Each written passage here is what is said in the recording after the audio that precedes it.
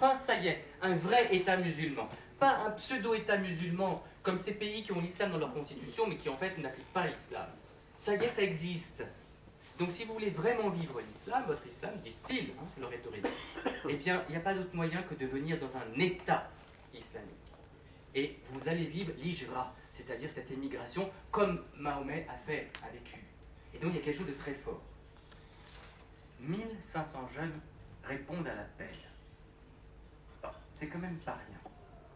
Et moi, sur le terrain, dans la banlieue de Montpellier, j'ai quand même perçu, au cours de l'été 2014, en discutant avec des jeunes, qu'il y avait une forme de fascination pour Daesh. Et il y avait toute une ambiguïté, à la fois, oui, ils condamnaient les meurtres, etc. Mais en même temps, ils étaient fascinés, et une des principales raisons que j'ai perçues, c'était parce que ça ébranlait les États occidentaux. Or, dans un contexte où leur situation sociale est difficile, enfin bon, bref, hein, voilà, et bien d'un seul coup, ils voient la peur des hommes politiques. Et j'ai senti quand même, difficilement, mais quelque chose de leur cœur qui adhérait à Daesh. Et je ne suis pas surpris que du coup, il y ait eu autant de jeunes, 1500 c'est quand même beaucoup, qui ont franchi le pas et qui sont partis. Bon, la question de savoir qui sont ces jeunes, c'est un autre problème. Mais, enfin, un autre problème. Ça me renverrait trop loin. Parmi encore les réactions, et je me suis permis de faire ce long préambule, mais il me semblait important. Parmi ces réactions, il y a aussi celle, je vous ai parlé tout à l'heure que Ahmed al-Tayeb, donc le grand imam d'Al-Azhar, a tout de suite écrit dans un article que c'était cruel, mais il y a aussi la fameuse lettre des 120 de l'université Al-Azhar. Comme on a cette fameuse fatwa indienne, avec 1000 signatures, Al-Azhar, au Caire, l'université islamique du Caire, a convoqué un certain nombre de grands mouftis de différents pays. Il y avait ceux de Jordanie, d'Irak, de Yémen, de Bosnie, d'Argentine, des États-Unis, d'Afghanistan, du Pakistan, de Tunisie, d'Arabie Saoudite, et j'en passe, et la liste serait longue, mais vous voyez plus de 40 pays. Ils se sont retrouvés et ils ont écrit une lettre, qui n'est pas une fatwa, mais ils ont écrit une lettre dans laquelle ils s'opposent aux exactions menées par Daesh. Au paragraphe 10e de cette lettre, qui compte à peu près, je crois, une petite trentaine de pages, ce n'est pas les 1100 pages de nos amis indiens. Au paragraphe 10e, il est question des gens du livre. Les gens du livre, donc, c'est-à-dire les chrétiens. En l'occurrence, hein, ce serait aussi les juifs. Mais enfin, ce n'est pas eux qui ont, en l'occurrence ici, vraiment eu les plus grandes difficultés. Voilà ce que le texte dit, c'est très intéressant. Aux Arabes chrétiens, vous avez donné 3 choix. La jizya, le fameux impôt dont je vous ai parlé tout à l'heure, l'épée ou la conversion à l'islam. Bon, je vous l'ai dit tout à l'heure. Vous avez peint leurs maisons en rouge, détruit leurs églises et en certains endroits, saccagé leurs demeures et leurs propriétés. Donc, ici, nous avons un document de l'université Al-Azhar qui refait l'état des lieux de manière très objective, qui ne passe pas outre, qui dit voilà ce qui s'est passé, voilà les faits, comme j'ai fait tout à l'heure d'ailleurs, avec vous. Je reprends les faits, même dans leurs horreurs. Vous en avez tué, et vous avez forcé à l'exil beaucoup d'autres, avec rien d'autre sur le dos que ce qu'ils portaient. C'est le fameux « ils doivent partir sans rien ». Ces chrétiens ne sont pas de ceux qui ont combattu l'islam, ni de ceux qui l'ont attaqué. Au contraire, ce sont des amis, des voisins, des concitoyens. Dans la perspective de la charia, ils tombent tous sous des accords ancestraux qui remontent à 1400 ans. Et les lois du djihad ne s'appliquent pas à eux. Bref, ce ne sont pas des étrangers sur cette terre, bien au contraire, ils sont originaires de ces lieux depuis les temps pré-islamiques. Ce ne sont pas des ennemis, mais des amis. Voilà comment, voilà la déclaration très forte de l'université Al-Azhar. Dans cette lettre des 120. Notons bien quelque chose. Amis, ce sont des amis, voisins, concitoyens. Eh bien, mon propos est de mettre l'accent sur une des trois terminologies évoquées dans la lettre, celle des voisins. Vous voyez, nous, quand on n'est pas trop féru d'islam, quand on ne connaît pas trop l'islam, ses sources, etc., on passe à côté. On voit le voisin, on imagine, bon, c'est le voisin, moi j'habite au 75, c'est celui qui habite au 73, vous voyez. Non, non. C'est beaucoup plus fort, en fait. Derrière, il y a toute une profondeur théologique derrière les mots employés. Derrière chaque mot, je pourrais passer un temps sur la notion d'amitié. Ce sont des amis. Qu'est-ce que ça veut dire un ami? Je pourrais parler toute une conférence sur la question de ce sont des concitoyens. L'importance de la citoyenneté qui nous réunit, hein, qui est au cœur actuellement de toutes les constitutions arabes. Mais ici, je voudrais m'arrêter pour ce soir sur le voisin. D'autant qu'il existe en islam une règle du bel agir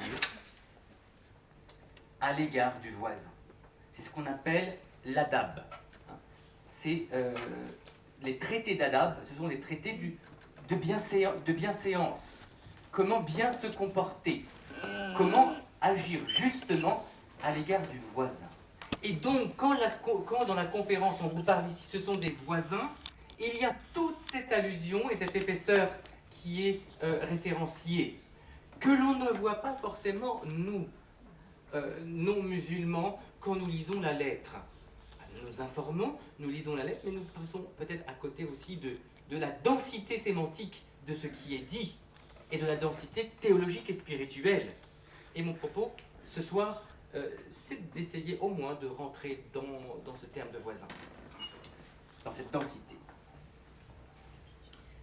Cette manière de se comporter, ce devoir de se comporter correctement à l'égard du voisin, se retrouve inscrit dans le Coran sous une forme prescriptive. C'est la sourate 4e en son verset 36. Agissez avec bonté envers vos pères et mères, vos proches, les orphelins, les pauvres, le proche voisin et le voisin lointain. Al-jar, le voisin. Prochain, qui est proche, et le voisin lointain. Le voisin, c'est pas seulement celui qui habite à côté de chez moi, manifestement, d'après le Coran. Mais, donc là, on a déjà, vous voyez, cette prescription d'un bel agir. Le cercle familial, les pauvres, les orphelins, le voisin. Ce qui vaut pour les parents, ce bel agir pour les parents, concerne aussi le voisin, d'après le Coran. Pour ce qui est de la sunna, vous le savez probablement, c'est l'ensemble des faits, des gestes, des paroles qui sont rapportés par le prophète Mohammed. Et il y a plusieurs traditions prophétiques qui compilent ces paroles. Eh bien, on trouve par exemple un des grands compilateurs, un des plus célèbres, Al-Bukhari, qui dit dans un ouvrage qu'il appelle Al-Adab al-Mufrad, dans cet ouvrage qui rassemble plusieurs hadiths, eh bien, on trouve l'exhortation du prophète Mohammed à l'égard du voisin. Il dit « Considère le voisin comme si Dieu s'apprêtait à nous commander d'en faire notre héritier. » C'est quand même intéressant. Considère le voisin comme si Dieu s'apprêtait à nous commander d'en faire notre héritier.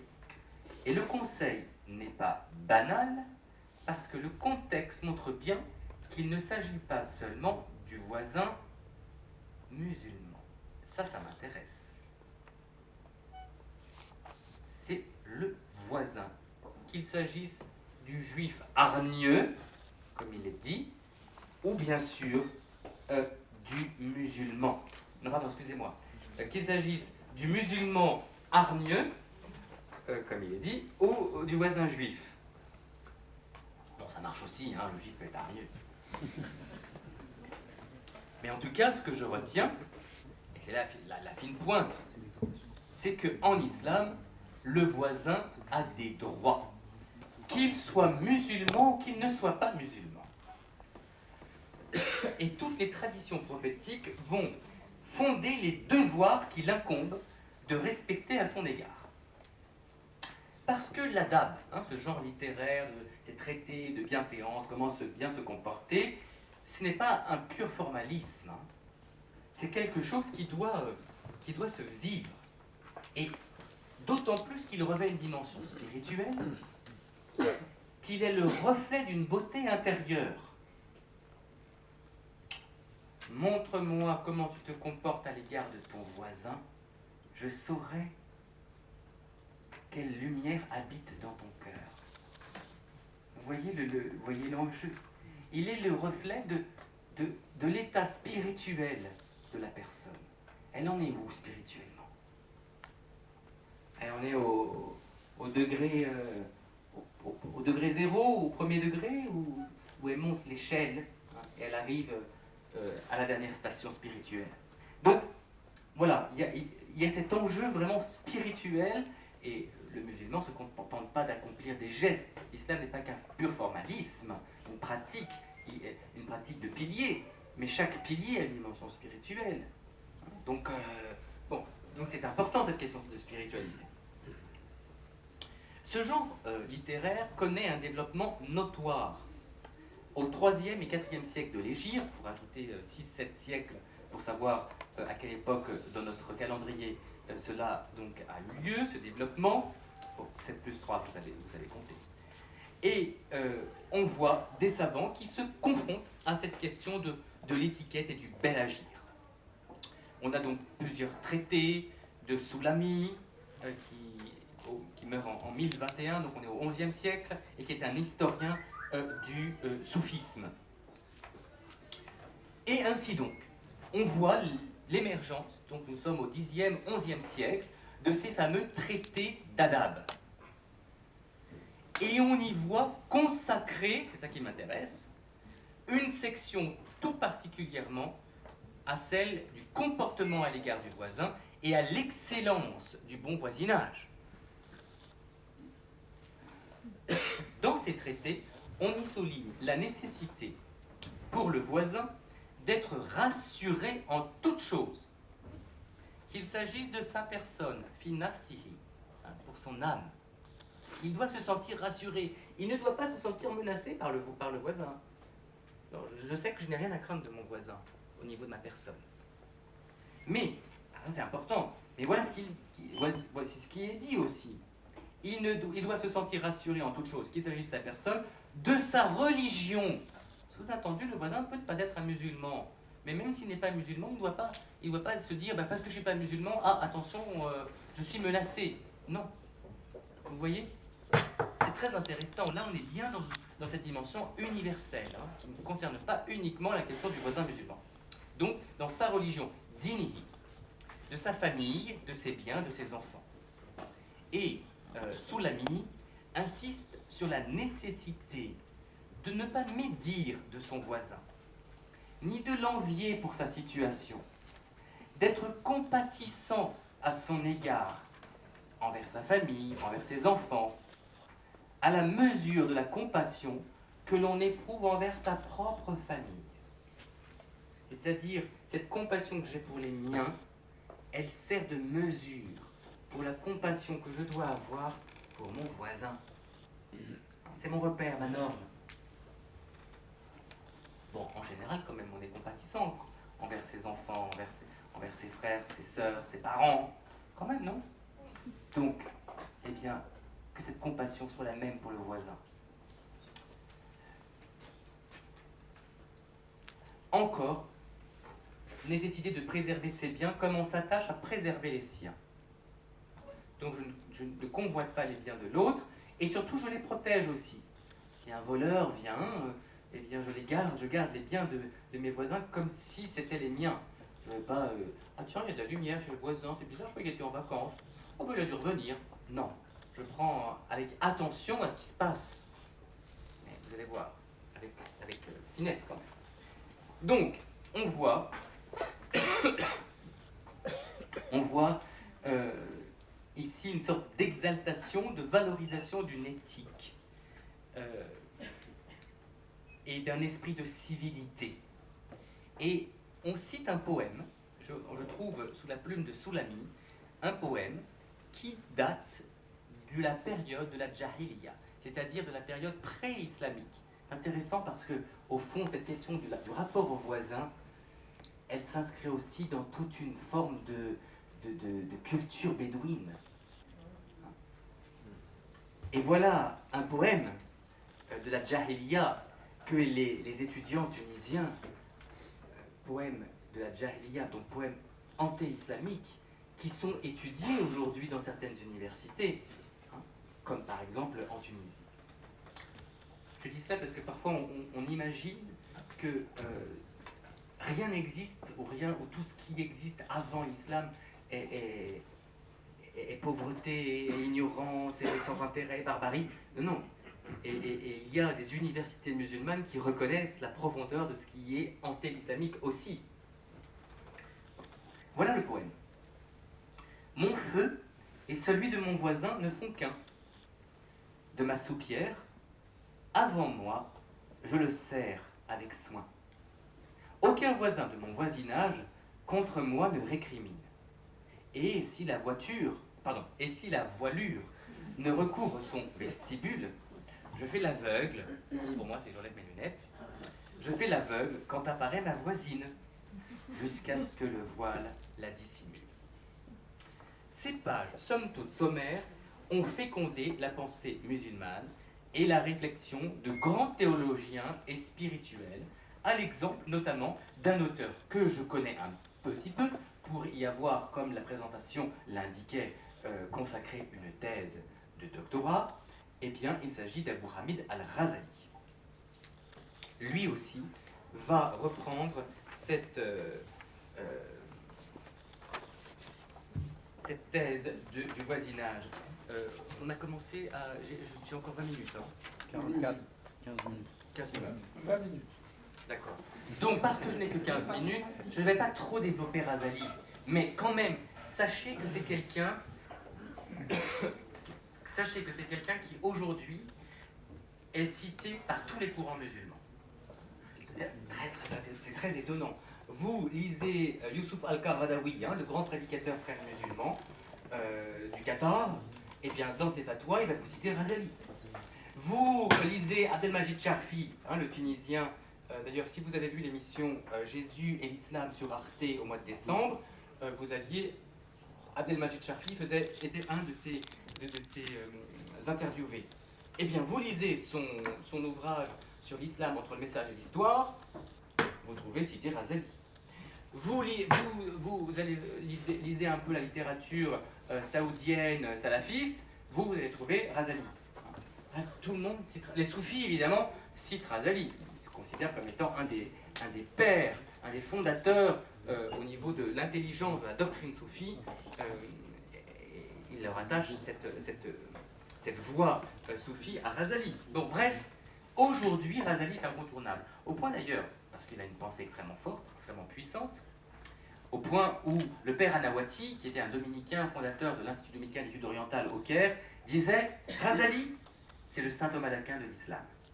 Alors, si vous connaissez un peu saint Thomas d'Aquin, docteur de l'Église, donc un enseignement sûr, voilà.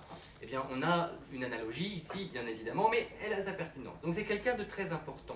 Donc, étudier ce qu'il va dire sur le voisinage, comment il va se réapproprier toute la question de l'adab, donc de cette bienséance qui existait avant lui, mais il va la théoriser et il va lui donner plus de profondeur. Et, en effet, notre Abu Hamid al-Ghazali va consacrer un ouvrage, un livre entier, à celui de la fraternité et de l'amitié dans ce livre, il aborde la question des droits et des devoirs des musulmans. Les musulmans ont des droits, mais ils ont aussi des devoirs. Ils ont des devoirs vis-à-vis des autres musulmans, mais ils ont aussi des devoirs particuliers, spécifiques aux voisins. Que ce voisin soit un musulman ou pas. Et Razali va dire, eh bien, que... attendez, je vais trop vite. Donc, Razali, je vous disais, un auteur classique, un auteur qui fait consensus, un auteur qui est cité par tout le monde. C'est un auteur aussi très traditionnel, hein.